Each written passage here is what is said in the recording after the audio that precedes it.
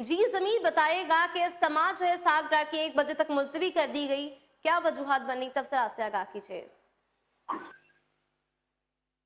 जी बिल्कुल, आज इंसाफ अदालत में साबिक वजीर खजाना इसहाक डार की आमदन से जायद असाजात केस की समाअत हुई है और इंसाफ अदालत के जज मोहम्मद बशीर ने इस केस की समाअत की है और इस केस की समाअत पर वक्त शुरू हुई और बाकायदा तौर पर जो सईद अहमद है वो आज पेश हुए, उनके साथ दो दीगर जो मुल्जमान थे वो भी पेश थे। तो आज उन पर बहस की जानी थी, तो हशमत हबीब जो के वकील हैं उन्होंने अदालत से इस्तदा की कि केस सुप्रीम कोर्ट में भी लगा हुआ है, तो समाअत में 12:30 बजे तक का वक्फा कर दें, उसके बाद समाअत को आगे बढ़ाया जाए। तो इंसाफ अदालत के जज मोहम्मद बशीर ने उनकी इस्तदा मंजूर करते हुए समाअत 1 बजे तक मुलतवी कर दी है।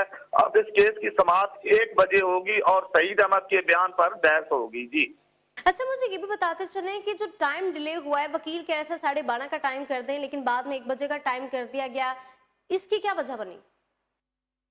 तो ये वकील की तरफ से मौक़िफ़ अपनाया गया है कि केस की समाअत जो है वो 12:30 बजे तक मुलतवी करें, क्योंकि सुप्रीम कोर्ट में भी इसहाक डार के हवाले से इसी तरह आपका एक केस लगा हुआ है जिसमें उन्हें बाकायदा तौर पर उन्हें उधर भी नामजद किया गया था। तो आज उसके अलावा जो वकील हैं ख्वाजा अरस वो भी वहां पे मौजूद हैं सुप्रीम कोर्ट में, इसलिए इसमें केस के वक्फे की इस्तदा की गई है और अदालत ने उनकी इस्तदा मंजूर करते हुए समाअत में वक्फा कर दिया है। अब 1 बजे इस केस की समाअत आगे बढ़ेगी। जी बहुत शुक्रिया। ज़मीर हुसैन ज़मीर इस्लामाबाद से हमारे साथ मौजूद थे, तफसीलात से आगाह कर रहे थे।